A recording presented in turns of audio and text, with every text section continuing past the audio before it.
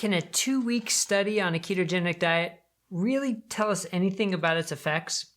I'm Dr. Brett Scher, the medical director at dietdoctor.com, and that's a burning question I have.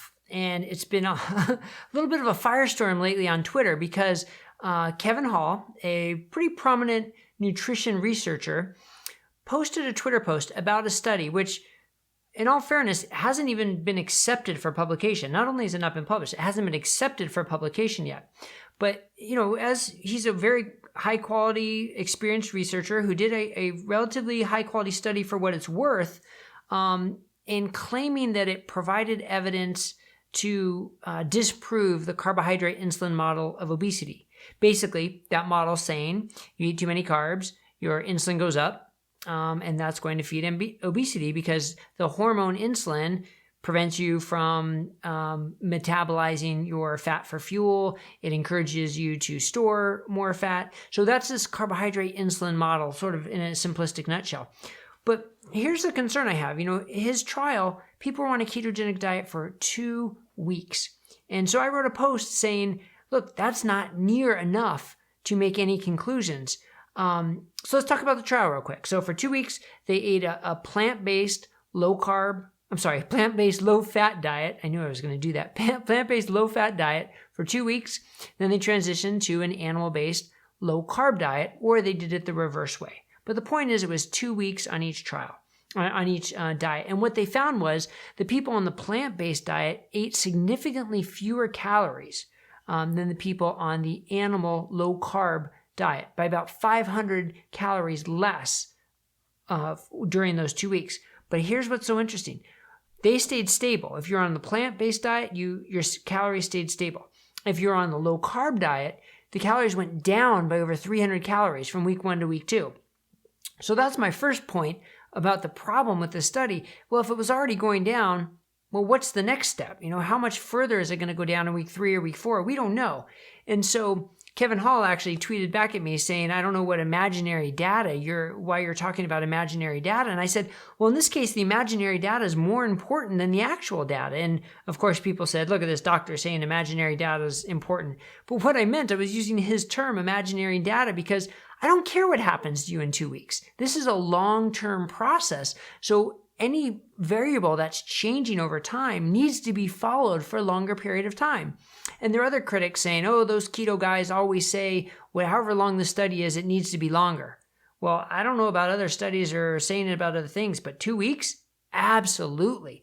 Dr. David Ludwig, a Harvard researcher, he posted a paper a couple years ago, which I linked to in the article on dietdoctor.com, showing all the science supporting that it takes about 4 weeks for most people to have a physiologic adaptation to a low-carb keto diet, and some it's probably even longer. And then if you're talking about an athletic adaptation, it can be months and months, according to Drs. Volek and Finney, who have more experience than anybody when it comes to athletics with it. So the point being, I love when people react like that. Oh, those keto guys are always saying this. Well, I don't know. I'm not always saying it, but I'm saying it for this one. Absolutely. 2 weeks is not enough.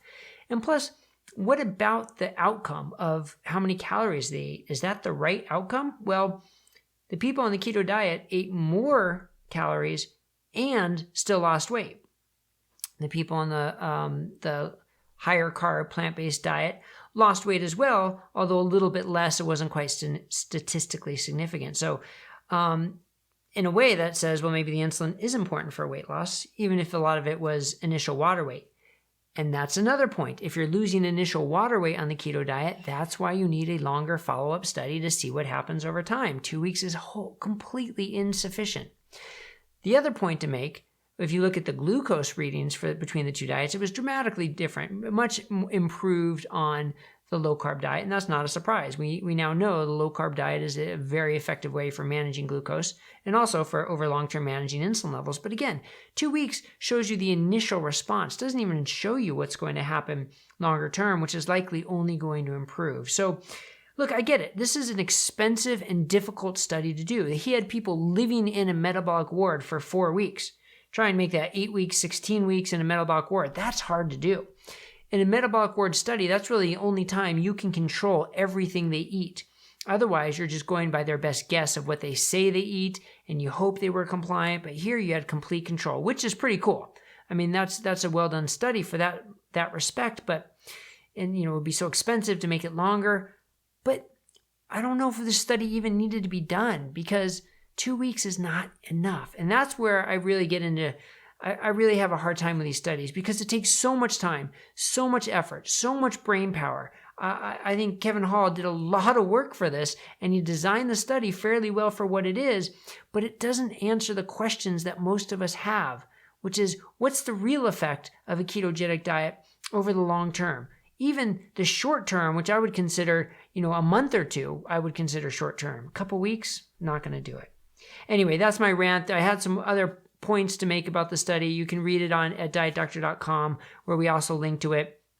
You can look at the Twitter feed. There's, the usual Twitter banter for people who don't quite understand everything we're talking about, or just making quick reactions. And I probably shouldn't have used his words of, what was it about the science, the pretend science or something. I was using his words to show how, the imagined science, to show how I thought that was more important. But people jumped on that as well. So Twitter's such an interesting world.